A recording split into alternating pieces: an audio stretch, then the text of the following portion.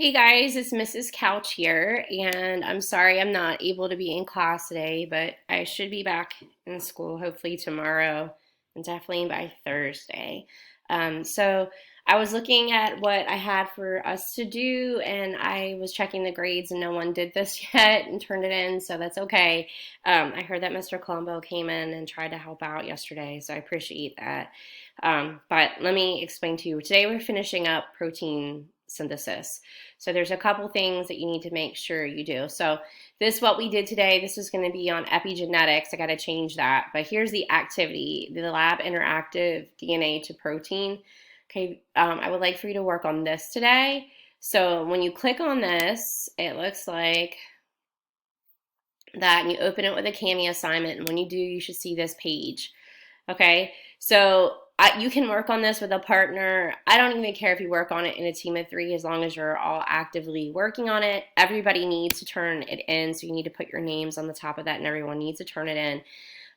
What you're going to be doing is looking at what happens to this sequence when you're making a protein, and you're going to record the codon nucleotides and the amino acid names and the properties, and I'll show you how you can do that in a second. And then there's some questions that you're going to need to answer, and then you're going to change it, the sequence a little bit, and talk about what happened. So these discussion questions are really important to make sure you get answered, and they are pretty much self-explanatory if you walk through the thing. Then there's two challenges. I think there's four challenges here to see if you can get these. You can pick two of the four challenges to see if you can answer. If you have one of them done, that's fine. I just wanted to see if you could do one of those. So let's take a look, because I'm not there to help and make sure you got this down. So when you click on this website, okay, first of all, you have to use the sequence. So the easiest way to get the sequence is just to copy and paste it. If I can get my mouse to work.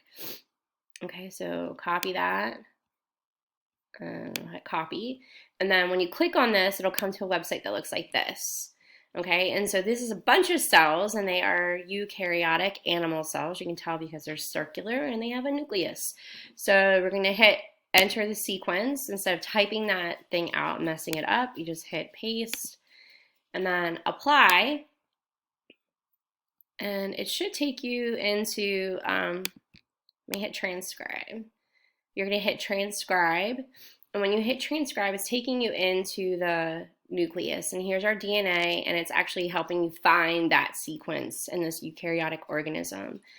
And here comes our RNA polymerase, and it's going to show you transcription, where you're taking the DNA sequence and you're copying it into a complementary RNA. Now, I would definitely just hit this button first. If you do this, you have to click each one, and it's really, really long. So this is going to fill it in and do the transcription for you. And it takes a minute so you can watch what happens. And it doesn't divide the DNA up into codons, so that makes it a little bit trickier later on. But I'll show you why. Now we're getting down to the end where we have our stop codon. Okay, and then we're gonna hit next, and these are all in the directions, but you're just gonna hit translate, and so our mRNA is gonna leave our nucleus, and it doesn't show any editing, but remember in eukaryotes it is edited. And here's our ribosome. It looks like a little cheeseburger slider. Here's my tRNA that's coming in and matching up codon for codon with the correct amino acids. So these are the amino acids that are on the top. And it's gonna build this chain. So it's going to keep building and building. And then when it gets to the end, it's going to show, now notice how these are turning and twisting. So the reason that this shape is happening, this isn't random, this is because of how these amino acids have different properties.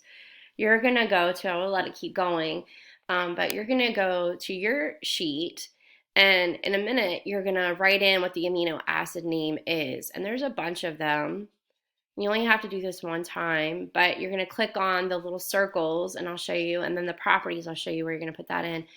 And then for the codon nucleotides, you are going to actually have to use that codon chart probably. That's how I did mine when I did it. So that's in your homework. So I'll show that to you in a second. So it's going to keep on going, and it should be down to the end now. Let me hit resume. Oh, it stopped. Let's see what happened. I don't know what it's doing. We hit skip. See what happens. Oh, all right, we skipped it. So now it's all done. I don't know. If you don't flip back and forth, it should go all the way to the end. So these are our amino acids in our protein, and they're in this arrangement because they all have different properties. So in order to figure out what amino acids they are, if you hit unfold the protein, it'll straighten it out, and you can actually click on each amino acid.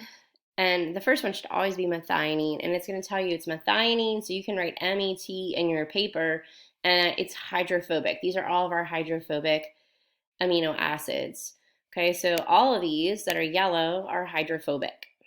Okay, and they all have different names because there are different amino acids there. Okay, our green group are, let me see if I can click on it, if it'll let me click on it. It's saying it's yellow. Let's see, here we go. This one is serine, okay, and it's hydrophilic. And then we have some that are, I don't know why it won't let me click on it, because that is not, oh, maybe it's showing me down here. Oh, it's hydrophilic and it has a positive charge. Okay, so you can click on and just write down what they are. If this just means that it's positively charged, some of them are negatively charged.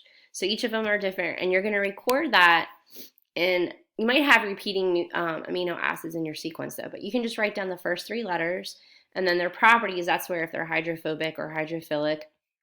And then to figure out the codons or the nucleotides, you can just use your mRNA chart that you have in your study guide, okay, to find the codon that would match up with it. And even if it's not, because I know you can't go back and like, you could, I guess, if you wanted to, but you can just use this chart to figure out a codon that would code for that amino acid. So for methionine, the mRNA codon would be AUG. Okay, so that's what you're going to work on today and try to get that turned in so you get that part. That's the hardest part, I think, is looking up those things. And then you have to make some changes to your sequence. You're going to take one out, just one base out, and then you're going to substitute a base and see what happened. And then the discussion questions are the most important. Okay, I was really going to work with you guys on the challenges. It says pick 2 of the 4. I mean, if you get 1 done, that will be fine since I'm not there to help. But you can pick, there's like 4 different challenge problems with this you can pick. But it says pick 2, but try to pick 1 and do one of those as a group. See if you can figure it out. It's like a puzzle. And then the other things, just to make sure that you're all done. So on your in your study guide, you should have all the notes up to page 14 done now. And if you haven't tried this, go ahead and try to do this on page 14. We'll talk about regulation and epigenetics when I get back. And then this page, we started doing these, I think. I don't remember if it was this page or not. Wait a minute. I got rid of some of the notes in the packet. I think it was page 19. We had 2 problems here. Okay, and then you should try to finish up page 19 and 20. If you haven't. I did see some students in class had this done. Okay, so try to work on this and try to make sure your study guide, page 19 and 20, and the end part on page 14. I took out some of these other things in your packet. So page 14 should be done. And then we'll talk about regulation and epigenetics when I get back.